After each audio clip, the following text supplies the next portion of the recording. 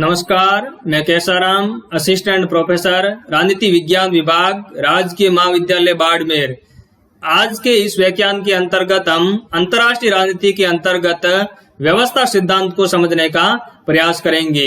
हम ये देखने का प्रयास करेंगे कि व्यवस्था का मतलब क्या है, व्यवस्था सिद्धांत का विकास किस तरीके से हुआ, अंतर्राष्ट्रीय राजनीति के अंतर्गत व्यवस्था सिद्धांत का प्रमुख व्याख्याकार कौन है और अंतर्राष्ट्रीय राजनीति को व्यवस्था सिद्धांत के माध्यम से किस तरीके से समझा जा सकता है। व्यवस्था सिद्धांत को हम व्यवस्था उपागम या व्यवस्था विश्लेषण के नाम से भी जानते हैं। अंतर्राष्ट्रीय राजनीति के अंतर्गत व्यवस्था सिद्धांत का प्रमुख व्याख्याकार मार्टिन कापलान को माना जाता है। मार्टिन कापलान एक अमेरिकन विद्वान था और इसने 1957 के अंतर्गत एक पुस्तक लिखी, system and process in international politics. इस पुस्तक के अंतर्गत मार्टिन कापलान ने अंतर्राष्ट्रीय राजनीति के अंतर्गत व्यवस्था सिद्धांत का प्रतिपादन किया और अंतर्राष्ट्रीय राजनीति को व्यवस्था सिद्धांत के माध्यम से समझाने का प्रयास किया। व्यवस्था सिद्धांत की उत्पत्ति किस तरीके से हुई? व्यवस्था सिद्धांत की जो उत्पत्ति है वो वैज्ञानिक आंदोलन का हिस्सा है। जैसा कि हम देखते हैं कि सेकंड वर्ल्ड वॉर की समाप्ति के बाद सामाजिक विज्ञानों की जो अध्ययन की पद्धतियां थी, जो अध्ययन के तरीके थे, उसके अंतर्गत वैज्ञानिक आंदोलन के माध्यम से बदलाव लाया गया और ये कहा जाने लगा कि मानपरक पद्धति के बजाय सामाजिक विज्ञानों का अध्ययन वैज्ञानिक पद्धतियों के माध्यम से होना चाहिए। और इस वैज्ञानिक आंदोलन का प्रभाव सामाजिक विज्ञानों सहित राजनीति विज्ञान पर भी पड़ा और इसने अंतर्राष्ट्रीय राजनीति को भी प्रभावित किया और व्यवस्था जो सिद्धांत है वो इसी वैज्ञानिक आंदोलन का हिस्सा था। अंतर्राष्ट्रीय राजनीति के अंतर्गत व्यवस्था सिद्धांत वैज्ञानिक पद्धति के माध्यम से अध्ययन पर बल देता है। मार्टिन कापलान का मानना है कि अगर अंतर्राष्ट्रीय राजनीति का अध्ययन वैज्ञानिक तरीके से करना है, वैज्ञानिक पद्धति के माध्यम से करना है, या अंतर्राष्ट्रीय राजनीति के अंतर्गत राज्यों के व्यवहारों को वैज्ञानिक पद्धति के माध्यम से समझना है, तो हमें अंतर्राष्ट्रीय राजनीति का अध्ययन व्यवस्था सिद्धांत यानी सिस्टम अप्रोच के माध्यम से करना चाहिए। व्यवस्था सिद्धांत की जो उत्पत्ति है वो सर्वप्रथम जीव विज्ञान के अंतर्गत 1920 के दशक के अंतर्गत हुई। जीव वैज्ञानिक लुडविग बर्टनलॉपी ने जीव विज्ञान के अंतर्गत जनरल सिस्टम थ्योरी का विकास किया और इस जनरल सिस्टम थ्योरी के माध्यम से जीव विज्ञान को समझाने का प्रयास किया। सामाजिक विज्ञानों में इसका विकास किस तरीके से हुआ, तो अगर हम व्यवस्था सिद्धांत के विकास का क्रम देखें तो सबसे पहले जीव विज्ञान के अंतर्गत व्यवस्था सिद्धांत की उत्पत्ति हुई और उसके बाद में ये सामाजिक विज्ञानों के अंतर्गत भी विकसित हुआ। जीव विज्ञान के पश्चात सामाजिक विज्ञानों में ये मानव विज्ञान के पश्चात समाजशास्त्र के अंतर्गत, समाजशास्त्र के पश्चात मनोविज्ञान के अंतर्गत और मनोविज्ञान के बाद में राजनीति विज्ञान के अंतर्गत ये सिद्धांत विकसित हुआ और उसके पश्चात अंतर्राष्ट्रीय राजनीति के अंतर्गत भी मार्टिन कापलान जैसे विद्वानों ने व्यवस्था सिद्धांत को लागू करने का प्रयास किया और अंतर्राष्ट्रीय राजनीति का वैज्ञानिक पद्धति के माध्यम से अध्ययन करने पर बल दिया। व्यवस्था का क्या अभिप्राय है? व्यवस्था का अभिप्राय है कि ऐसे घटकों का समूह होती है व्यवस्था, जहां घटकों के मध्य अंतर संबंध होते हैं और ये घटक आपस में अंतर क्रिया करते हैं। यानी कहने का मतलब ये है कि व्यवस्था को हम किस तरीके से देख सकते हैं। व्यवस्था को हम विभिन्न प्रकार के घटकों के यानी कर्ताओं के समूहों के रूप में देख सकते हैं। जैसे कि मान लो घटक ए, बी, सी और डी है। इन चारों घटकों से मिलकर के एक व्यवस्था बनती है। तो इस व्यवस्था के अंतर्गत ये जो चार घटक है ए, बी, सी और डी, इनके बीच में आपस में इंटर रिलेशन होता है, इंटर कनेक्शन होता है, यानी अंतर संबंध होता है और ये जो घटक है एक दूसरे से आपस में अंतर क्रिया करते हैं, इंटरएक्शन करते हैं। ए बी से इंटरएक्शन करेगा, बी ए से करेगा, ए सी से करेगा, सी ए से करेगा और बी से करेगा और डी है वो बाकी घटकों से भी अंतरक्रिया करेगा और बाकी घटक है वो डी से भी अंतरक्रिया करेंगे। यानी कहने का मतलब ये है कि ये सभी जो कारक या एक्टर्स है ये एक दूसरे से आपस में अंतरक्रिया करेंगे और इन अंतरक्रियाओं के माध्यम से, अंतर संबंधों के माध्यम से और इन कर्ताओं के समूह के माध्यम से एक व्यवस्था का निर्माण होता है। अगर हम व्यवस्था सिद्धांत को अंतर्राष्ट्रीय व्यवस्था के अंतर्गत लागू करें, यानी इंटरनेशनल सिस्टम के अंतर्गत इसको लागू करें, तो इंटरनेशनल सिस्टम्स में भी कुछ कारक होते हैं, यानी एक्टर्स होते हैं, और इंटरनेशनल सिस्टम से वो एक्टर्स का एक समूह है, और ये एक्टर्स एक दूसरे से अंतर संबंधित होते हैं और एक दूसरे से अंतर क्रिया करते हैं। अंतर्राष्ट्रीय राजनीति के अंतर्गत प्रमुख कारक कौन है, प्रमुख कर्ता कौन है? तो अंतर्राष्ट्रीय राजनीति के अंतर्गत जो प्रमुख रूप से करता है वो राष्ट्र राज्य है। राष्ट्र राज्य के अलावा गैर राज्यकर्ता भी अंतर्राष्ट्रीय राजनीति के अंतर्गत व्यवस्था के अंतर्गत भूमिका निभाते हैं। लेकिन कुल मिलाकर के जो अंतर्राष्ट्रीय व्यवस्था के अंतर्गत प्रमुख रूप से जो कारक है वह राष्ट्र राज्य है। मार्टिन कापलान ने इस व्यवस्था सिद्धांत को अंतर्राष्ट्रीय राजनीति के अंतर्गत लागू कर अंतर्राष्ट्रीय व्यवस्था को समझाने का प्रयास किया। मार्टिन कापलान व्यवस्था के 5 तत्व बताता है, यानी व्यवस्था के अंतर्गत ये 5 कारक मार्टिन कापलान के अनुसार होने चाहिए। ये कौन से 5 कारक है? तो मार्टिन कापलान के अनुसार व्यवस्था का जो पहला कारक है वो है कि व्यवस्था के आवश्यक नियम होते हैं, यानी व्यवस्था जो होती है, व्यवस्था के अंतर्गत जो कारक यानी एक्टर्स होते हैं उनके व्यवहार के कुछ आवश्यक नियम होते हैं, जिनके आधार पर एक कारक यानी एक कर्ता दूसरे कर्ता के साथ में व्यवहार करता है। इन नियमों के अंतर्गत समय समय पर कापलान के अनुसार परिवर्तन होता रहता है, और ये जो एक्टर्स है व्यवस्था के अंतर्गत जिसके आधार पर इनका वर्गीकरण किया जाता है, ऐसे कुछ तत्व होते हैं जिनके आधार पर उन एक्टर्स का वर्गीकरण किया जाता है। जैसे कि हम देखते हैं कि राष्ट्र राज्य और गैर राष्ट्र राज्य, राष्ट्रेतर संस्थाएं, अंतर्राष्ट्रीय संगठन, क्षेत्रीय संगठन, ये जितने भी कारक है इनका जिस तरीके से वर्गीकरण किया जाता है उनका कोई न कोई आधार होता है। जैसे हम देखते हैं कि राष्ट्रेतर जो करता है, सुप्रानेशनल जो एक्टर्स है, उनके वर्गीकरण का आधार क्या है? उनके वर्गीकरण का आधार ये होता है कि ऐसे जो कारक है यानी जो करता है, जो सुप्रानेशनल एक्टर्स है यानी राष्ट्रेतर करता है, यानी जो राष्ट्रोपरि करता है, जो राष्ट्र से ऊपर है, उनका वर्गीकरण करने का आधार क्या है? उनका वर्गीकरण करने का आधार है कि वो किसी एक राष्ट्र राज्य की सीमाओं तक सीमित नहीं है। इसी प्रकार अगर हम अंतर्राष्ट्रीय संगठनों का उदाहरण लें, तो अंतर्राष्ट्रीय संगठनों का मतलब ये है कि इनका विस्तार अंतर्राष्ट्रीय स्तर तक विस्तृत होता है। यानी कहने का मतलब ये है कि अंतर्राष्ट्रीय व्यवस्था के अंतर्गत जो कार्यकर्ताओं का, एक्टर्स का वर्गीकरण किया जाता है, उनका कोई न कोई आधार होता है। उन तत्वों के आधार पर ही उन एक्टर्स का वर्गीकरण किया जाता है। चौथा, क्षमतावादी तत्व, कैपेबिलिटी वेरिएबल, यानी ऐसे वेरिएबल जो व्यवस्था के अंतर्गत जो करता है, एक्टर्स से उनकी क्षमताओं को दिखाने का कार्य करते हैं। जैसे हम ये देखें कि अंतर्राष्ट्रीय व्यवस्था के अंतर्गत राष्ट्र राज्यों की क्षमताएं, राष्ट्र राज्यों की कैपेबिलिटी, इनको किसी न किसी तत्व के आधार पर तोला जाता है, मापा जाता है। जैसे हम देखते हैं कि राष्ट्र राज्य की शक्ति क्या है, राष्ट्रीय शक्ति क्या है, तब हम ये देखते हैं कि उस राष्ट्र राज्य के पास में कितनी जनसंख्या है, कितनी उसके पास में संसाधन है, कितनी तकनीकी है, कितने प्राकृतिक संसाधन है। तो कापलान के अनुसार इन कारकों के, इन एक्टर्स की जो क्षमताएं दिखाने वाले तत्व होते हैं व्यवस्था के अंतर्गत, और जो 5वां तत्व बताता है मार्टिन कापलान वो है सूचना तत्व। यानी व्यवस्था के अंतर्गत जो ये एक्टर्स कार्य करते हैं, एक एक्टर से दूसरे एक्टर तक सूचना पहुंचाने वाले तत्व है वो व्यवस्था के अंतर्गत विद्यमान होते हैं। तो मार्टिन कापलान व्यवस्था के ये 5 तत्व बताता है, और इन 5 तत्वों के आधार पर वो अंतर्राष्ट्रीय राजनीति के अंतर्गत व्यवस्था सिद्धांत को लागू करने का प्रयास करता है। और इन 5 तत्वों के आधार पर मार्टिन कापलान अंतर्राष्ट्रीय राजनीति के अध्ययन हेतु व्यवस्था उपागम के 6 मॉडल है वो प्रतिपादित करता है। मार्टिन कापलान इन 6 मॉडल के माध्यम से अंतर्राष्ट्रीय व्यवस्था को और अंतर्राष्ट्रीय राजनीति को समझाने का प्रयास करता है। ये 6 मॉडल कौन कौन से हैं? पहला मॉडल मार्टिन कापलान बताता है बैलेंस ऑफ पावर सिस्टम, यानी शक्ति संतुलन मॉडल।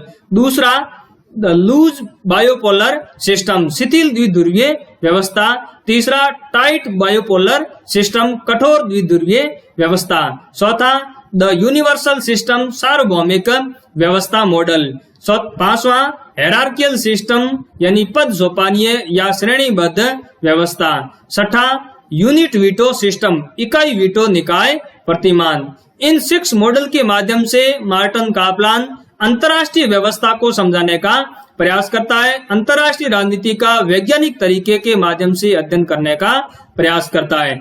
इन मॉडलों के अंतर्गत मार्टिन कापलान ने जो ये 6 मॉडल बताए, इसके अंतर्गत ये जो 2 पहले मॉडल है, बैलेंस ऑफ पावर सिस्टम और लूज बायोपोलर सिस्टम, ये 2 मॉडल ऐतिहासिक मॉडल है। और ये जो बाद के 4 मॉडल है, कठोर द्विध्रुवीय व्यवस्था, सार्वभौमिक व्यवस्था, पद सोपानी व्यवस्था और इकाई वीटो मॉडल, ये जो बाद के 4 मॉडल है, ये काल्पनिक मॉडल है।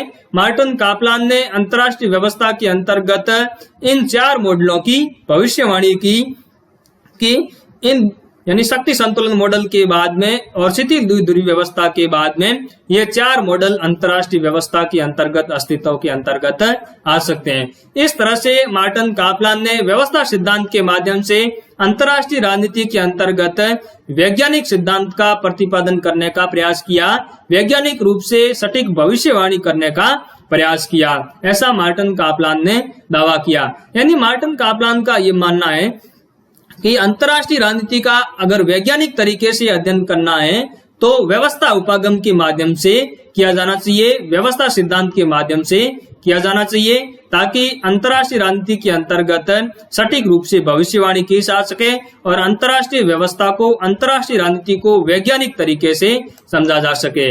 अब हम ये मार्टिन कापलान के जो 6 मॉडल है, इनको एक एक करके समझने का प्रयास करेंगे कि इन मॉडलों की क्या क्या विशेषताएं।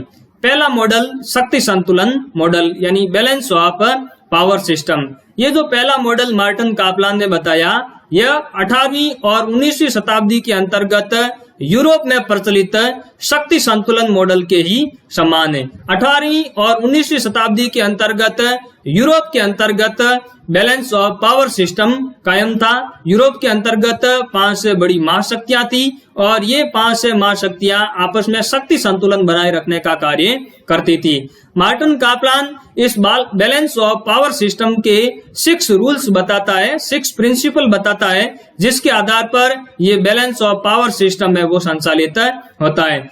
पहला जो नियम बताता है शक्ति संतुलन मॉडल का, वो यह है कि प्रत्येक राष्ट्र इस व्यवस्था के अंतर्गत युद्ध की बजाय समझौते के माध्यम से अपनी क्षमताओं में बढ़ोतरी करने का प्रयास करता है। यानी शक्ति संतुलन मॉडल के अंतर्गत प्रत्येक राष्ट्र राज्य युद्ध को तवज्जो नहीं देता है, बल्कि प्राथमिक रूप से समझौता वार्ताओं को तवज्जो देता है। समझौते के माध्यम से, संधियों के माध्यम से प्रत्येक राष्ट्र राज्य यानी ये जो सुपर पावर है, ये अपनी अपनी क्षमताओं के अंतर्गत बढ़ोतरी करने का प्रयास करते हैं। दूसरा रूल है कि इन राष्ट्र राज्यों को जब भी अपने राष्ट्रीय हितों के अंतर्गत बढ़ोतरी करने का अवसर मिलता है, तब ये राष्ट्र राज्य वो अपनी राष्ट्रीय हितों के अंतर्गत बढ़ोतरी करने का प्रयास करते हैं, अपनी राष्ट्रीय क्षमताओं के अंतर्गत बढ़ोतरी करने का प्रयास करते हैं।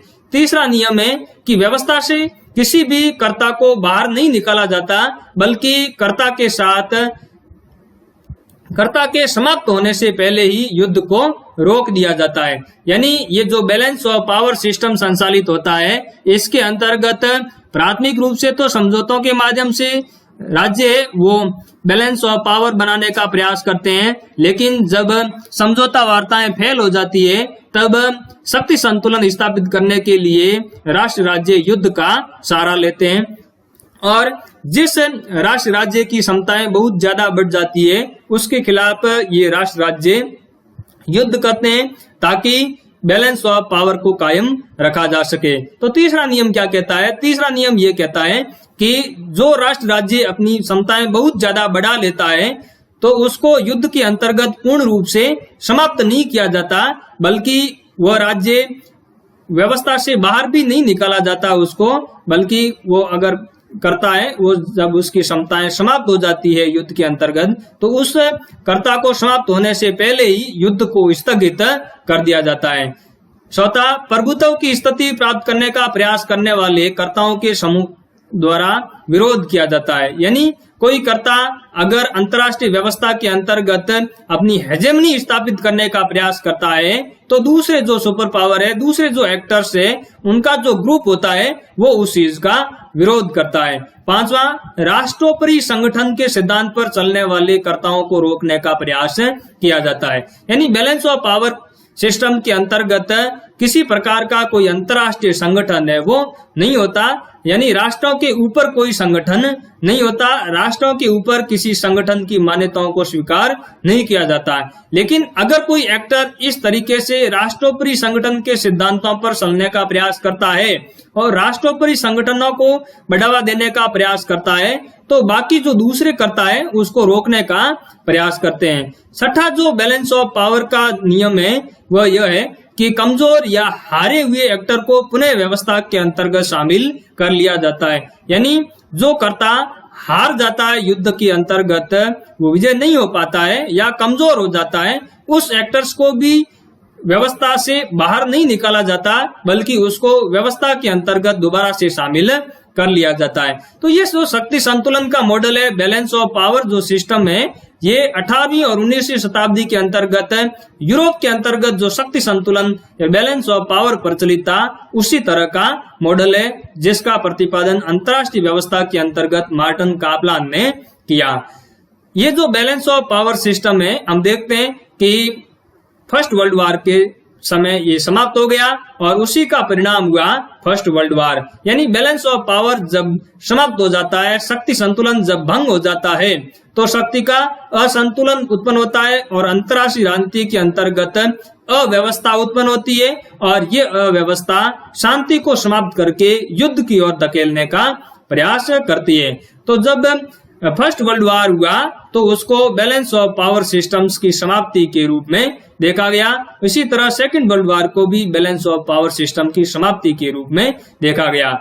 जब ये बैलेंस ऑफ पावर सिस्टम समाप्त हो जाता है यानी असंतुलन उत्पन्न हो जाता है तो मार्टिन कापलान के अनुसार इसके बाद में जो अंतर्राष्ट्रीय व्यवस्था के अंतर्गत जिस तरीके की व्यवस्था का विकास होता है वो है बायोपोलर सिस्टम। और इस बायोपोलर सिस्टम को मार्टिन कापलान दो भागों के अंतर्गत विभाजित करता है। पहला लूज बायोपोलर सिस्टम और दूसरा टाइट बायोपोलर सिस्टम। तो दूसरे मॉडल के अंतर्गत मार्टिन कापलान जिस तरीके का मॉडल विकसित करता है वो है लूज बायोपोलर सिस्टम। जब balance of power system Martin Kaplan के अनुसार गड़बड़ा जाएगा यानी समाप्त हो जाता है तब किस तरह की व्यवस्था की उत्पत्ति होती है, तब लूज बायोपोलर सिस्टम की उत्पत्ति होती है, यानी शिथिल द्विध्रुवीय व्यवस्था की उत्पत्ति होती है। लूज बायोपोलर सिस्टम क्या है? मार्टिन कापलान के अनुसार इसके अंतर्गत अंतर्राष्ट्रीय व्यवस्था के अंतर्गत दो प्रमुख महाशक्तियां होती है और ये दो प्रमुख महाशक्तियां अपने अपने हितों की वृद्धि के लिए, अपने अपने राष्ट्रीय हितों की पूर्ति के लिए अलग अलग गुटों का निर्माण करती है। यानी दो महाशक्तियां दो अलग अलग गुटों का निर्माण करती है और बाकी बचे हुए जो करता है एक्टर्स है वो या तो पहले वाले सुपर पावर के धड़े के अंतर्गत शामिल हो जाते हैं या दूसरे वाले सुपर पावर के धड़े के अंतर्गत शामिल हो जाते हैं। लेकिन ये जो बायोपोलर सिस्टम है, यहाँ पर पावर के जो दो खंबे हैं ये एकदम से निरपेक्ष रूप में नहीं है बल्कि सापेक्ष रूप में है। यानी मार्टिन कापलान ये कहता है कि इन दो सुपर पावर के दो गुटों के अलावा भी यहाँ पर पावर के अदर पोल भी होते हैं, अन्य ध्रुव भी होते हैं, जैसे गुट निरपेक्ष देश, सार्वभौमिक कार्यकर्ता के रूप में यूएनओ, क्षेत्रीय संगठन और अन्य संगठन है, उनका भी अस्तित्व रहता है। यानी लूज बायोपोलर सिस्टम के अंतर्गत दो प्रमुख महाशक्तियां होती है, लेकिन दो प्रमुख महाशक्तियों के अलावा भी पावर के अलग भी खंबे होते हैं जिनको हम गुट निरपेक्ष देश, सार्वभौमिक कार्यकर्ता के रूप में या क्षेत्रीय संगठन के रूप में देख सकते हैं। जैसा कि हमने सेकंड वर्ल्ड वॉर के बाद की जो व्यवस्था को अगर हम देखें अंतर्राष्ट्रीय व्यवस्था के अंतर्गत, तो इसी तरह का लूज बायोपोलर सिस्टम है वो हमें देखने को कोल्ड वॉर के दौरान मिलता है। अब मार्टिन कापलान ये कहता है कि जब ये लूज बायोपोलर सिस्टम्स ये गड़बड़ा जाएगा तो इसके बाद की जो व्यवस्था आएगी वो टाइट बायोपोलर सिस्टम होगा। इस टाइट बायोपोलर सिस्टम के अंतर्गत क्या होगा? इस टाइट बायोपोलर सिस्टम के अंतर्गत ये जो लूज बायोपोलर सिस्टम के बाद में टाइट बायोपोलर सिस्टम स्थापित होगी, ये एकदम से कठोर होगी। यानी यहाँ पर शक्ति के केवल और केवल दो पोल ही होंगे, दो ध्रुव ही होंगे। जैसा कि हमने देखा लूज बायोपोलर सिस्टम के अंतर्गत पावर के मुख्य रूप से तो दो पोल है, लेकिन पावर के अन्य पोल भी देखने को मिलते हैं। तो कठोर द्विध्रुवीय व्यवस्था के अंतर्गत केवल और केवल पावर के दो पोल ही देखने को मिलेंगे, इसके अलावा किसी प्रकार का कोई पोल है वो नहीं होगा, और होगा तो उनका अंतरराष्ट्रीय व्यवस्था के अंतर्गत कोई प्रभाव नहीं होगा। तो कापलान क्या कहता है, मार्टिन कापलान कहता है कि यहाँ पर शक्ति के केंद्र केवल दो ध्रुवी होंगे और प्रत्येक गुट का नेतृत्व है एक महाशक्ति के द्वारा किया जाएगा। यानी इस व्यवस्था के अंतर्गत, कठोर द्विध्रुवीय व्यवस्था के अंतर्गत दो महाशक्तियां प्रमुख रूप से उभर करके आएगी, और अंतरराष्ट्रीय संगठन है इस व्यवस्था के अंतर्गत बहुत ज्यादा कमजोर होगा, और तटस्थ गुटों का इस व्यवस्था के अंतर्गत पूर्ण रूप से अभाव होगा। यहाँ हम ये देखते हैं कि कापलान ये कहता है कि पहले लूज बायोपोलर सिस्टम आएगा और उसके बाद में टाइट बायोपोलर सिस्टम आएगा। तो हम देखते हैं कि सेकेंड वर्ल्ड वॉर के बाद में जिस तरीके की व्यवस्था उभर करके आई, तो शुरू में तो हम देखते हैं कि टाइट बायोपोलर सिस्टम था, यानी अमेरिका और रशिया ये दो गुट थे। बाद में अंतरराष्ट्रीय व्यवस्था के अंतर्गत गुट निरपेक्ष देश भी अस्तित्व के अंतर्गत आ गए थे। तो यहाँ पर मार्टिन कापलान का जो दावा है कि पहले लूज बायोपोलर सिस्टम आएगा और उसके बाद में टाइट बायोपोलर सिस्टम आएगा, लेकिन हम अगर देखें अंतरराष्ट्रीय व्यवस्था को, तो पहले टाइट बायोपोलर सिस्टम कुछ समय के लिए ही ये अंतरराष्ट्रीय व्यवस्था के अंतर्गत हालांकि रहा था, और उसके बाद में लूज बायोपोलर सिस्टम था। लेकिन मार्टिन कापलान ने भविष्यवाणी की कि लूज बायोपोलर सिस्टम के बाद में टाइट बायोपोलर सिस्टम है वो अस्तित्व के अंतर्गत आएगा। चौथी जो व्यवस्था है टाइट बायोपोलर सिस्टम के बाद में अंतरराष्ट्रीय व्यवस्था के अंतर्गत आएगी, वो है यूनिवर्सल सिस्टम, सार्वभौमिक व्यवस्था। इस व्यवस्था के अंतर्गत क्या होगा, ये किस तरह की अंतरराष्ट्रीय व्यवस्था होगी, तो मार्टिन कापलान के अनुसार ये जो यूनिवर्सल सिस्टम्स होगा इसके अंतर्गत अंतरराष्ट्रीय संघात्मक व्यवस्था का उद्भव होगा। यानी एक तरह का वर्ल्ड फेडरल सिस्टम, वैश्विक संघात्मक व्यवस्था का अस्तित्व होगा, जिसमें इकाइयां होगी और इकाइयों के बीच में शक्तियों का विकेंद्रीकरण देखने को मिलेगा। इस व्यवस्था के अंतर्गत कापलान कहता है कि एक अंतरराष्ट्रीय संस्था उभर करके आएगी, यूएनओ जैसी अंतरराष्ट्रीय संस्था उभर करके आएगी, और ये अंतरराष्ट्रीय व्यवस्था के अंतर्गत अंतरराष्ट्रीय संस्था अंतरराष्ट्रीय व्यवस्था के अंतर्गत ये सर्वोपरि होगी, और इसी अंतरराष्ट्रीय संस्था के नियमों का पालन कर सार्वभौमिक कानूनों का पालन अन्य इकाइयां, अन्य राष्ट्र राज्य और दूसरे जो गैर राष्ट्र राज्य करता है वो इनका पालन करने का प्रयास करेंगे। और सार्वभौमिक जो कार्य करता है, यानी यूएनओ जैसी अंतरराष्ट्रीय संस्था जो उभर करके आएगी इस चौथी व्यवस्था के अंतर्गत, जिसको कापलान यूनिवर्सल सिस्टम कहता है, और ये अंतरराष्ट्रीय संस्था सार्वभौमिक कर्ता के रूप में होगी, और इस संस्था के अंतर्गत इतनी कैपेसिटी होगी कि यह अंतरराष्ट्रीय राजनीति के अंतर्गत शांति को बनाए रख सकेगी, शक्ति संतुलन व्यवस्था को बनाए रख सकेगी, और युद्ध को पूर्ण रूप से रोकने में यह व्यवस्था है वो सक्षम होगी। इस तरीके से चौथी व्यवस्था जो यूनिवर्सल सिस्टम है, इसके अंतर्गत राष्ट्र राज्यों के ऊपर एक अंतरराष्ट्रीय संस्था उभर करके आएगी, और ये अंतरराष्ट्रीय संस्था संपूर्ण राष्ट्र राज्यों के व्यवहार को नियंत्रित करने का प्रयास करेगी।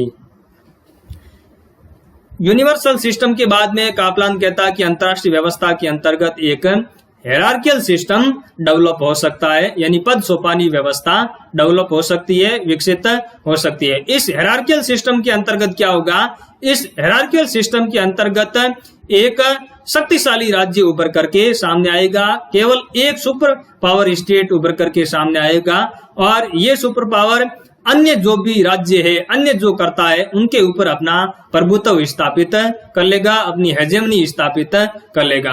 अब कापलान के अनुसार ये जो सुपर पावर उभर करके आएगा, ये दो तरीके से अपनी हेजेमनी स्थापित कर सकता है। पहला, ये युद्ध के माध्यम से अपनी हेजेमनी स्थापित कर सकता है, यानी शक्ति के माध्यम से या बल के माध्यम से अपना प्रभुत्व स्थापित कर सकता है, और दूसरा लोकतांत्रिक तरीके से यानी संधियों के माध्यम से अपनी हेजेमनी स्थापित कर सकता है। यानी हायरार्कियल जो सिस्टम होगा इसके अंतर्गत केवल और केवल एक सुपर पावर होगा और उस सुपर पावर का अन्य स्टेट के ऊपर, अन्य एक्टर्स के ऊपर पूर्ण रूप से प्रभुत्व होगा। कुल मिलाकर अगर हम देखें तो इस हायरार्कियल सिस्टम के अंतर्गत एक ध्रुवीय विश्व व्यवस्था होगी। यह एक ध्रुवीय वैश्विक व्यवस्था के समान दिखाई देता है, जिसके अंतर्गत जो शीर्ष पर होता है, जो केंद्र पर होगा, वो एक सुपर पावर होगा और बाकी जो राष्ट्र राज्य है वो उसके अधीन होंगे, उस सुपर पावर के नियमों का पालन करेंगे, उसके निर्देशों का पालन करेंगे। मार्टिन कापलान हायरार्कियल सिस्टम को दो भागों के अंतर्गत विभाजित करता है। पहला निर्देशात्मक पद सोपानीय व्यवस्था और दूसरी गैर निर्देशात्मक पद सोपानीय व्यवस्था।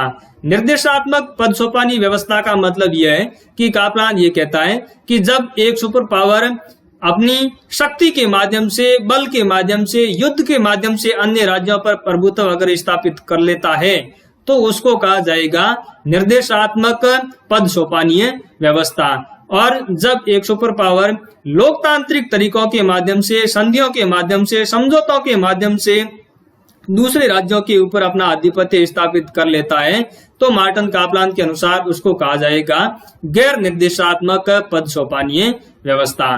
तो हायरार्कियल सिस्टम के अंतर्गत एक सुपर पावर दोनों तरीकों से अपना आधिपत्य स्थापित कर सकता है, युद्ध के माध्यम से भी स्थापित कर सकता है और दूसरा शांतिपूर्ण तरीके से यानी लोकतांत्रिक तरीकों से भी वो विश्व के अंतर्गत अपनी हेजेमनी स्थापित कर सकता है। ये जो हायरार्कियल सिस्टम है, इस सिस्टम के बाद में जो इंटरनेशनल सिस्टम उभर करके सामने आएगा उसको मार्टिन कापलान कहता है इकाई वीटो निकाय प्रतिमान, द यूनिट वीटो सिस्टम। इसके अंतर्गत क्या होगा, मार्टिन कापलान कहता है कि इस तरह की अंतर्राष्ट्रीय व्यवस्था जब उभर करके आएगी तब प्रत्येक राज्य के पास में एक समान शक्ति होगी। यानी अंतर्राष्ट्रीय व्यवस्था के अंतर्गत मान लो कि ए, बी, सी और डी ये इकाइयां हैं, ये राष्ट्र राज्य हैं, तो इन चारों राष्ट्र राज्यों के पास में एक समान शक्तियां होगी। जितनी शक्ति ए के पास में उतनी शक्ति बी के पास में, जितनी बी के पास में उतनी सी के पास में, जितनी सी के पास में उतनी ही शक्ति डी के पास में भी होगी।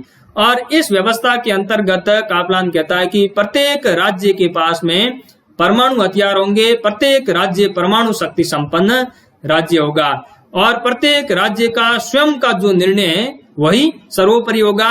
बाकी राज्यों का निर्णय मानने के लिए वह राज्य बाध्य नहीं होगा, क्योंकि प्रत्येक राज्य के पास में एक जैसी ही शक्तियां हैं, एक जैसे ही परमाणु हथियार हैं। इस व्यवस्था को अगर हम देखें तो इसको बहुत ध्रुवीय व्यवस्था के समान देखा जा सकता है, क्योंकि सभी कर्ताओं के पास में एक जैसी शक्तियां हैं, तो पावर के खूब सारे पोल है वो यूनिट वीटो सिस्टम के अंतर्गत देखने को मिल सकते हैं। लेकिन मार्टिन कापलान ये कहता है कि इस व्यवस्था के अंतर्गत सभी राज्यों के पास में परमाणु हथियार है, तो प्रत्येक राज्य दूसरे राज्य को नष्ट करने में अपने आप में सक्षम है, क्योंकि अगर एक राज्य दूसरे राज्य के ऊपर परमाणु हथियारों का इस्तेमाल करेगा तो दूसरे राज्यों के अस्तित्व को समाप्त कर सकता है। लेकिन कापलान ये भी कहता है कि इस व्यवस्था के अंतर्गत किसी भी राज्य का अस्तित्व है वो सुरक्षित नहीं है, क्योंकि दूसरे वाले राज्य कभी भी परमाणु हथियारों का इस्तेमाल करके पहले राज्य का जो अस्तित्व है उसकी समाप्ति कर सकते हैं और पहला जो राज्य है वो दूसरे राज्यों के अस्तित्व को समाप्त कर सकता है। तो एक तरह से इस तरह की व्यवस्था है वो अराजकता पर आधारित व्यवस्था होगी, जिसके अंतर्गत प्रत्येक राज्य के पास में परमाणु हथियार होंगे। यानी इस तरह की अंतर्राष्ट्रीय व्यवस्था के अंतर्गत प्रत्येक राष्ट्र राज्य है वो अपने आप में परमाणु शक्ति संपन्न राष्ट्र राज्य होगा।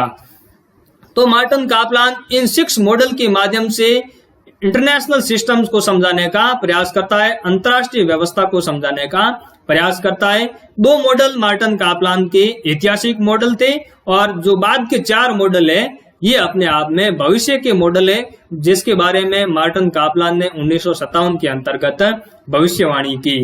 इन 6 मॉडल के अलावा मार्टिन कापलान अंतर्राष्ट्रीय व्यवस्था के अंतर्गत 4 और मॉडलों का प्रतिपादन करता है, जिसको अति शिथिल द्विध्रुवीय व्यवस्था, देतांत व्यवस्था, देतांत का मतलब होता है तनाव के अंतर्गत शिथिलता लाना, देतांत व्यवस्था, अस्थिर गुट व्यवस्था, अपूर्ण परमाणु प्रसार व्यवस्था। इन 4 मॉडलों का भी अलग से मार्टिन कापलान ने वो अंतर्राष्ट्रीय व्यवस्था के अंतर्गत प्रतिपादन करता है। लेकिन मार्टिन कापलान के ये जो 6 मॉडल है ये व्यवस्था उपागम के अंतर्गत महत्वपूर्ण है। अब हमने ये समझने का प्रयास किया कि मार्टिन कापलान इन 6 मॉडल के माध्यम से अंतर्राष्ट्रीय व्यवस्था का विश्लेषण किस तरीके से करता है। लेकिन हम ये देखें कि मार्टिन कापलान ने जिस तरह से भविष्यवाणी की कि लूज बायोपोलर सिस्टम के बाद में टाइट बायोपोलर सिस्टम आएगा, तो इस तरह का tight bipolar system loose bipolar system के बाद में अस्तित्व के अंतर्गत नहीं आया। तो मार्टिन कापलान का ये जो व्यवस्था उपागम है वो आंशिक रूप से अंतर्राष्ट्रीय व्यवस्था के अंतर्गत सफल हुआ है। लेकिन हम यह नहीं कह सकते कि पूर्ण तरीके से ही मार्टिन कापलान का जो मॉडल है व्यवस्था उपागम है वो अपने आप में असफल सिद्ध हो गया है। क्योंकि अगर हम अंतर्राष्ट्रीय व्यवस्था को समझने का प्रयास करें, अंतर्राष्ट्रीय व्यवस्था के माध्यम से अंतर्राष्ट्रीय राजनीति का विश्लेषण करते हैं, तो मार्टिन कापलान का ये जो सिस्टम थ्योरी है अंतर्राष्ट्रीय राजनीति के अंतर्गत ये बहुत ही महत्वपूर्ण है, जो वैज्ञानिक तरीके से अंतर्राष्ट्रीय राजनीति को समझाने का प्रयास करती है। जैसा कि हमने केनेथ वॉल्ट्ज की जो नव यथार्थवादी सिद्धांत है उसको जब समझा, तब हमने ये देखा कि केनेथ वॉल्ट्ज भी सिस्टम थ्योरी के माध्यम से अंतर्राष्ट्रीय राजनीति का विश्लेषण करने का प्रयास करता है। सिस्टम थ्योरी का इस्तेमाल करके ही केनेथ वॉल्ट्ज है वो अंतर्राष्ट्रीय व्यवस्था को समझाने का प्रयास करता है, और अंतर्राष्ट्रीय राजनीति के अंतर्गत नव यथार्थवादी सिद्धांत के माध्यम से केनेथ वॉल्ट्ज ने अंतर्राष्ट्रीय राजनीति को समझाने का प्रयास किया। लेकिन हेंडले बुल जैसे परंपरावादी जो विद्वान है, हेंडले बुल एक परंपरावादी और इंग्लिश स्कूल थ्योरी का समर्थक विद्वान है, और ये मार्टिन कापलान के ये जो 6 मॉडल है, मार्टिन कापलान का जो सिस्टम अप्रोच है अंतर्राष्ट्रीय व्यवस्था के अंतर्गत वैज्ञानिक तरीकों से जो अंतर्राष्ट्रीय राजनीति का अध्ययन करता है, उसका सबसे बड़ा कटु आलोचक है वो है हेंडले बुल। हेंडले बुल मार्टिन कापलान के व्यवस्था उपागम के मॉडलों की आलोचना करते हुए उसे बौद्धिक अभ्यास कहता है। हेंडले बुल ये कहता है कि ये एक तरह की इंटेलेक्चुअल प्रैक्टिस है, केवल बौद्धिक अभ्यास है, इसके अलावा ये 6 मॉडल किसी काम के नहीं है। तो हेंडले बुल जैसे विद्वान है वो मार्टिन कापलान के इस 6 मॉडल के ऊपर हमला करने का प्रयास करते हैं। लेकिन फिर भी हम देखें कि मार्टिन कापलान का अंतर्राष्ट्रीय व्यवस्था के अंतर्गत योगदान, अंतर्राष्ट्रीय राजनीति को समझने के अंतर्गत योगदान, तो मार्टिन कापलान ने सिस्टम अप्रोच के माध्यम से अंतर्राष्ट्रीय राजनीति का वैज्ञानिक तरीके से समझने का प्रयास किया। उम्मीद करता हूं कि आपको मार्टिन कापलान का सिस्टम अप्रोच है वो समझ में आया होगा। धन्यवाद।